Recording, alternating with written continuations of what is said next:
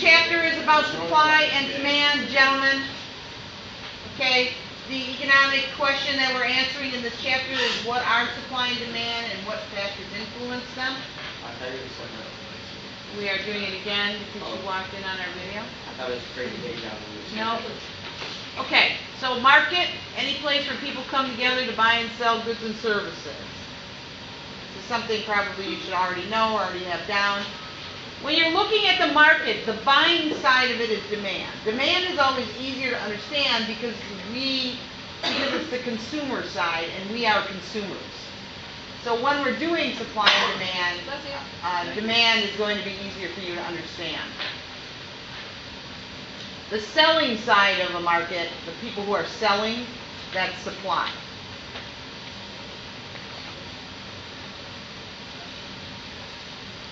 So when you're talking about demand, there are two things that need to be present in order for demand to work, and that's the willingness and the ability to purchase something. So you have to have the willingness and the ability to purchase different quantities of a good at different prices. And usually if they're looking at it from an economic standpoint, it's over a period of time, 3 months or a quarter. How many of this item did the people buy at this price? Remember, you have to have the willingness and ability. I'm willing to buy a Jaguar, but I don't have the ability. So just the willingness isn't enough.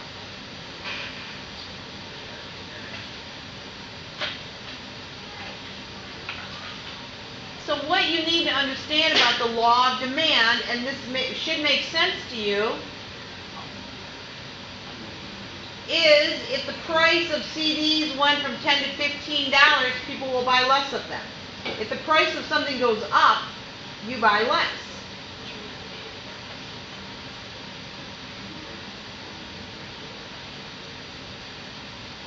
And if the price goes down, you buy more.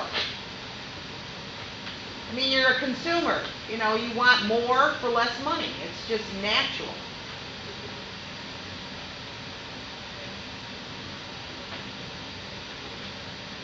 So what this is showing us is that price and quantity demanded move in opposite directions. If the price goes up, demand goes down. If the price goes down, demand goes up. It has an inverse relationship, or it moves in the opposite direction.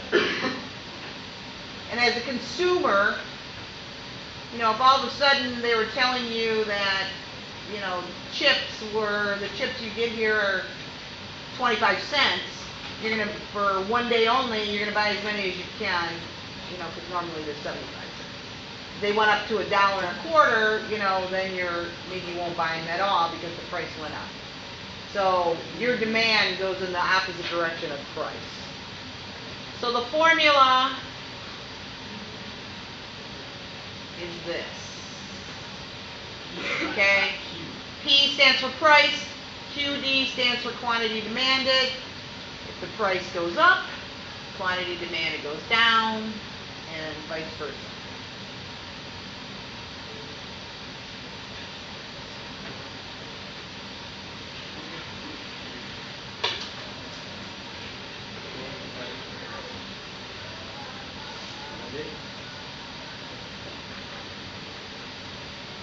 Okay.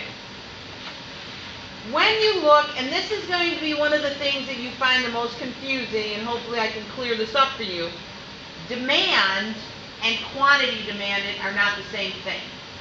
The same things don't influence them exactly.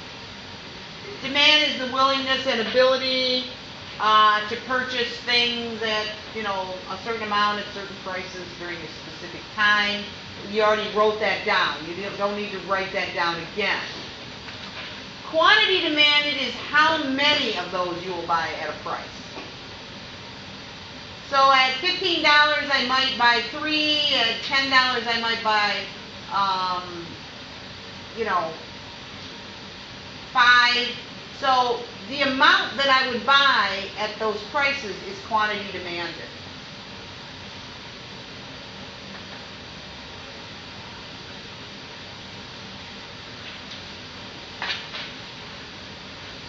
Oops, did everybody get that? I can go back.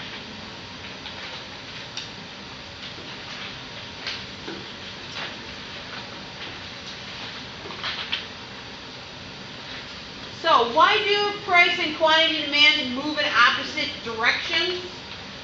You know, if the price goes up, you want to buy less and less of them. Because of what they call the law of diminishing utility. We've talked about this once before.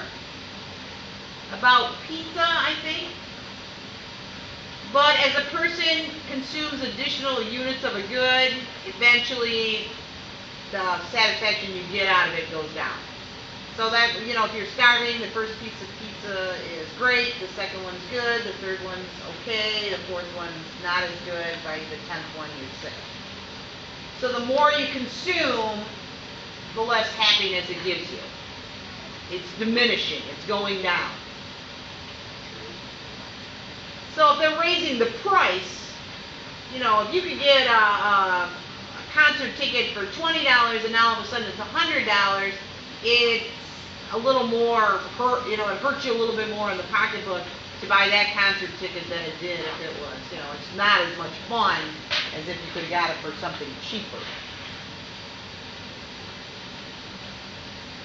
So this is just more of the food ones are the easiest ones to relate to.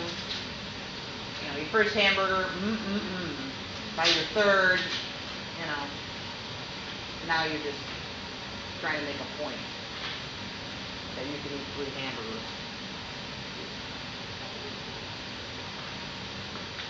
How are we doing time-wise? Yeah, like 3 minutes. How many?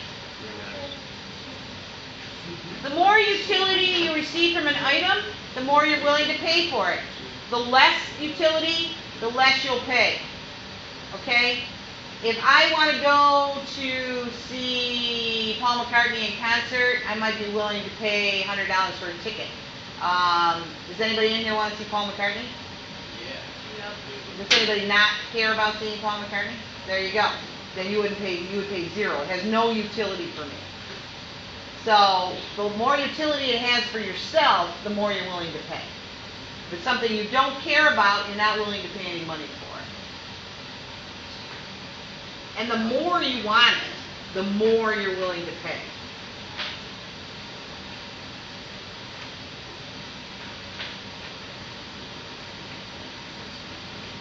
And following the law of demand, you will buy larger quantities of something at lower prices. Places like Sam's Club and Costco, this is how they thrive. You get 5,000 rolls of toilet paper for $10. That's a well, it is an exaggeration, but you understand what I mean. You get the giant